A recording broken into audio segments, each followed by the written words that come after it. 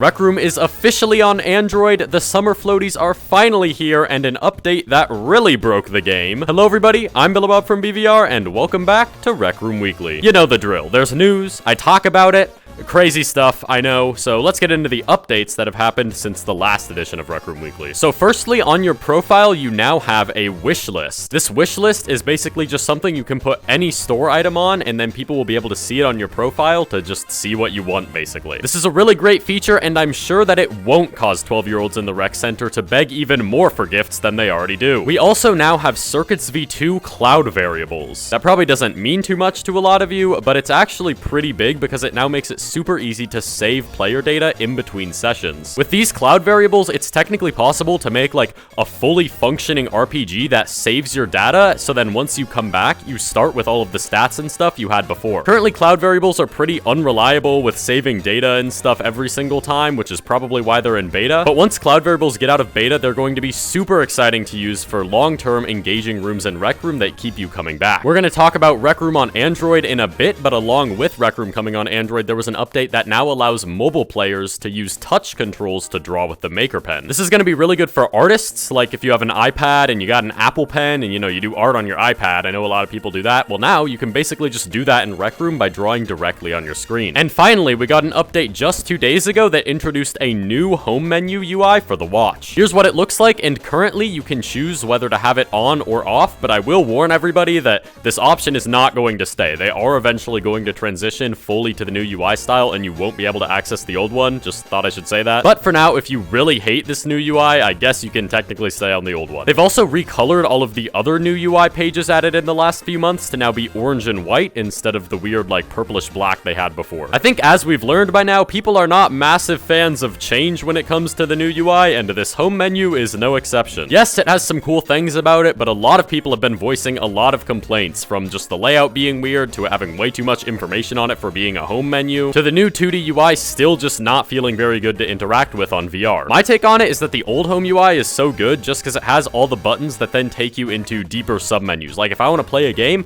I'll hit the play menu and then it shows me all of the things I can use to play games. Whereas with the new home UI, it's showing me like friends are playing, continue playing. These would both be better on the play menu. It's showing me my clubs, which should probably just be in the clubs menu. It's showing me events I don't care about at all and I've never shown interest in, which would just be better on the events menu. It's showing me items and inventions that could just go in the store. I don't know. I feel like the main menu is supposed to house buttons that then take you to those sub-menus which have this information. But having a bunch of stuff I'm not interested in on my home menu, I feel like just kind of defeats the purpose of even having a home menu at all. So yeah, I don't know. Let me know what you think of the new UI in the comments down below. I actually might put up a community post soon asking for all of your criticisms and things you like about the new UI, so I can then formulate that into a nice structured video of like what the community doesn't like about the new UI. So if you want to maybe contribute to that and have your comment featured in a video, hit the subscribe button. I post these news videos, they're pretty cool. And the final thing added was desynced lights and text for Circuits v2. I don't want to get too technical about it, but this is a pretty huge addition. Basically, it means that lights can be turned on and off for individual players in a room, or text can be set to say certain things for certain players where others can't see it at all. Pretty common example of this is in like an Among Us game. If they wanted to show the imposter that they're the imposter without showing anyone else, you can now set the text only for them to say you're the imposter, whereas for everyone else it would say you're a crewmate. That's my Among Us reference in the second half of 2021. Anyways, desynced lights and text is super cool, but it came with some unintended side effects that broke a ton of custom rooms. So in Rec Room, there's two different kinds of lights you can put down, which are point lights and spotlights, and somehow when messing with these kinds of lights for desyncing them between players, they accidentally turned off every single one in every custom room. And this isn't too bad for custom rooms that don't use lighting too much or have a brighter skybox, so lighting doesn't really matter because you can still see. But for rooms with a darker skybox that relied entirely on those lights to be able to see,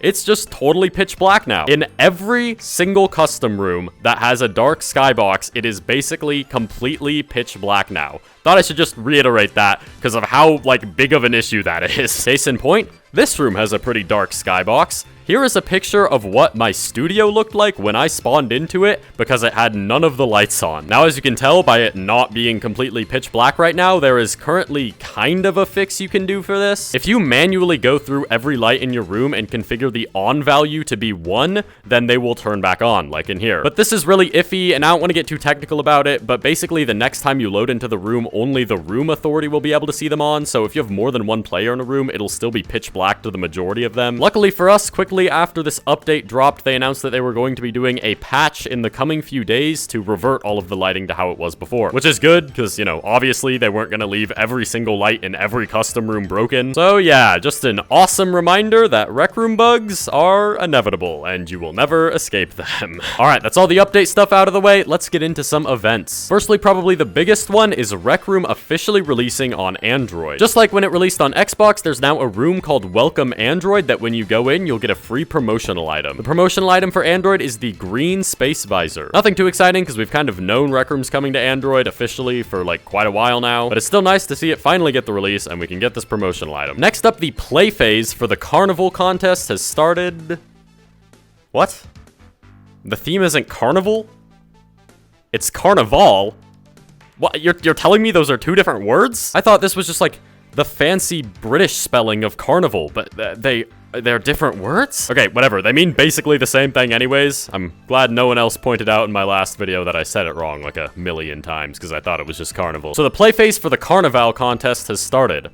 I think that's how you say it. It'd be pretty embarrassing if I was still saying it wrong in this video, I'm not gonna lie. Pretty much what this means is that every room under this theme has been released now, and you can go play them all. And for the first time, basically ever, I have actually seriously worked on a contest room. The room we made is called Triple Threat, and it is a quest. And I may be a little bit biased, but I think it's probably one of the coolest quests in all of Rec Room just because of how it's structured. Like, you can pick the order you want to do the levels in, and then the final boss, I don't even want to spoil it. How cool is that? Have I properly sold you? Do you want to play it yet? Can you tell that I spent like well over 100 hours of my life on this room and I just want people to play it? You need some extra incentive? Okay, when this video is published, I'm gonna start hanging out in the Triple Threat lobby every once in a while. So you know, if you go to the room and check it out, you might have a chance to see me. Wow, meet BVR in-game. Crazy stuff. Okay, Triple Threat, go play it. Thank you. That's my advertising pitch, sorry. Alright, and finally, let's get into some new items and rotation stuff. So every summer, Rec Room brings out these floaty items, and sometimes they like don't ever come back, and they can be pretty rare because they're all limited time. So the floaty items for this year were pretty highly anticipated, and last week they finally came out. They're the Dragon Floaty, which is Rec Room Plus only, the Hamburger Floaty, the Rubber Ducky Floaty, and the Creamsicle Floaty. These are only available until the end of this month, so if any of these are interesting to you, make sure to go check them out. And here is this week's weekly rotation and items. The two new items are these Jumbotron hats. They glow in the dark. They're pretty cool. And the Double Drencher Paint Thrower skin, which you can get by doing these challenges. And that's about it for this week of Rec Room news. Subscribe if you enjoyed. Goodbye.